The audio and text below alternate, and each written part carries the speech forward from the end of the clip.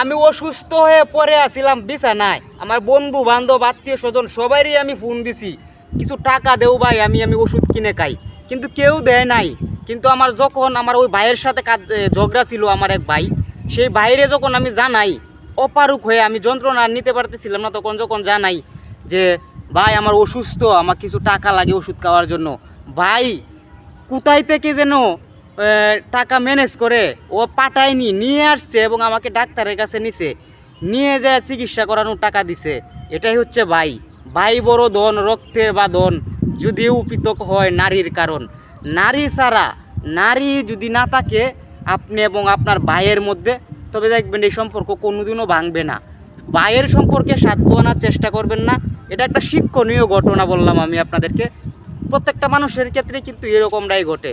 ভাই ভাইকে কখনোই ছাড়ে না, যদি না নারী সেখানে পেঁচ লাগায়।